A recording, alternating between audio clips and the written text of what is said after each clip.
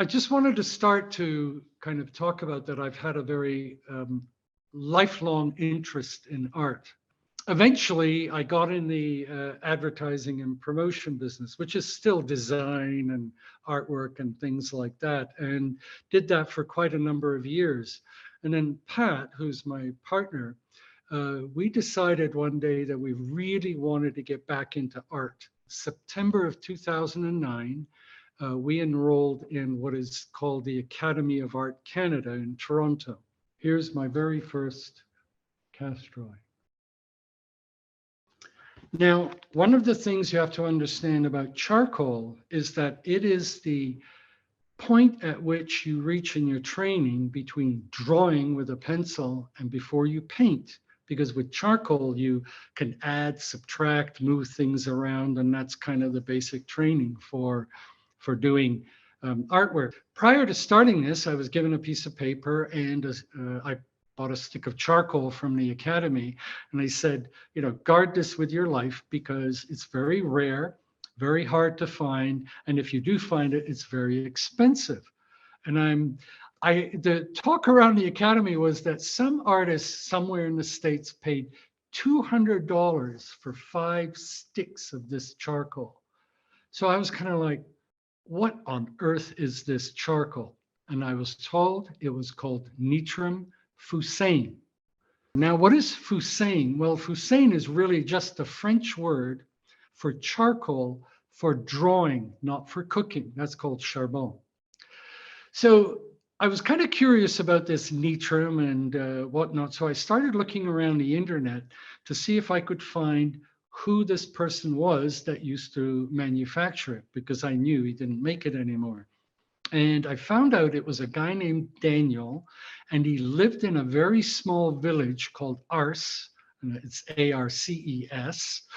And that when I sent him emails, he never responded. So I thought, I'm a bit too stubborn. So what I did was I had my French translator call this village, the mayor's office, to see if I could get a hold of Daniel. Well, coincidentally, the mayor's assistant was Daniel's girlfriend. And we connected that I wanted to come out and talk to him about resurrecting Nitram Charcoal.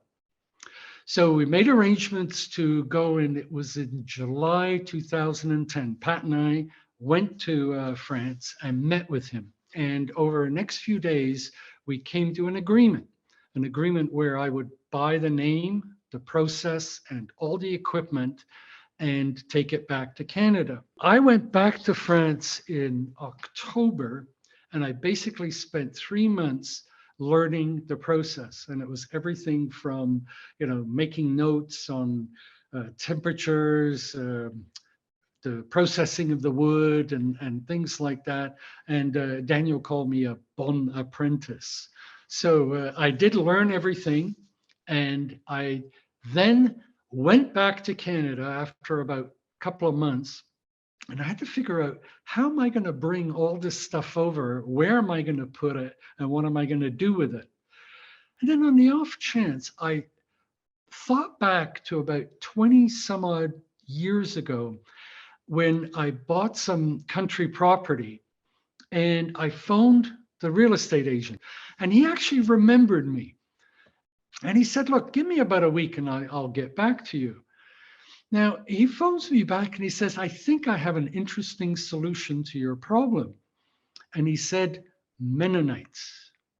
I think I can come to an agreement with them, with you, to do something. So why don't you come up and we're going to visit Levi. That was the name of I'll call it the head of the family. It was Levi.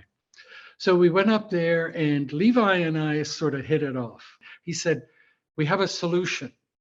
What we're going to do is we're going to build a factory on my son's property. His name was Peter, and he'll make the charcoal for you, and we're going to set it all up. You need to just pay for materials and the equipment, etc. We will provide the labor, and we'll build this factory. And it was kind of like, oh, wow, is this sort of a solution or what? Construction began in the spring, and I flew back to France and basically packed up everything into a 40-foot container. The factory was up and running, and I did one other thing. I bought 2 solar trackers, these giant solar panels that track the sun, and that would supply enough electricity and whatnot to offset the carbon footprint. Still, a lot of it's very hand done. It is exactly the same process. So one of the things that I thought about was, well, how can we, build a business, improve, artists' ability to use our product and whatnot. So one of the important things, and I want to show you this, is as you can see, you can sharpen this charcoal to a sharp point. You cannot do that with any other charcoal. And so the first thing I developed was, we call it the sharpening block, which is basically, if you really want to call it, it's kind of like a paddle, but it allows you to sharpen the charcoal to a point. Honestly, we sell a lot of these, and I think people even using pencils, because if you go to an academy and watch people using pencils, they sharpen those pencils to points that would almost kill people with. But anyways, so that was the first innovation that we did. The next one was a Nitram baton. The baton was designed around the idea of standing back from your work when you are doing like a portrait or plein air or anything like that, to be able to draw on your canvas or your paper and still stand back. So the baton is quite long, and we made a very special thin charcoal called a mignonette. Then the next thing we developed was a stylus. Now, this stylus, here it is, and you can see the nice sharp point on there. Whoops, there it is. My brother works in the aerospace industry with landing gears and things like that. Him and I took about a year to develop this. And it is really a precision piece of equipment made with surgical steel. We even color-coded the caps, because if you load a stick of our charcoal, and there's the green label to tell you that this is a B, once it goes in, you can't tell what's in there. So we created a color-coded cap. So once it goes in, you know, I have B in here and I can use it to draw. So red cap. Anyways, we have 4 grades of charcoal, so we put in all 4 caps. Next thing, and this is a very interesting product.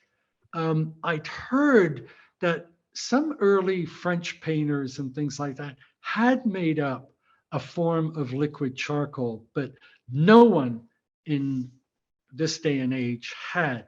And we were literally the first. We developed liquid charcoal, and we introduced this at the largest trade fair in the world, which is in Frankfurt, Germany. And you'd be amazed the buzz we created. And artists just love this. There are lots of YouTube videos out there of the first liquid charcoal, because now you can combine drawing with our charcoal, painting with the charcoal, and especially if you look at Cesar Santos, some of the work that he's done is just unbelievable with this. So then where do we go from here? Well, the obvious one was aquarelle. Now it's in a tin, and it's quite dry. And what you do is you wet the brush, and this is like a watercolor. It's different than the liquid charcoal. Liquid tends to have gum arabic and a lot of other things mixed in there. This is much more like a simple watercolor. So you can, take it on, put it on. Again, like charcoal, you can maneuver with it and things like that. The charcoal that is discarded, we now put through a very coarse grinder to break it up into pieces that are about the size of a pea. And I bought this giant piece of equipment that then grinds it down to the finest powder that is possible. That is what is used to make the liquid charcoal, to make the aquarelle, and we even sell tins of powdered charcoal, and we warn people, be very careful with it. It is extremely fine particulate. But artists love it because with the powder, you can actually paint with it. It's very weird. But Daniel's father passed away about 4 or 5 years ago, but his name was Martin. And if you look at Nitram, it's Martin spelled backwards, in case you haven't gotten that. And this, by the way, is an example of the original packaging. Nitram's been around for nearly 60 years, and hopefully it'll be around at the 100th. And hopefully my people who take this over after me are going to continue to develop new products and things for artists, and hopefully do it in an environmentally friendly way. I'm always very conscious of that.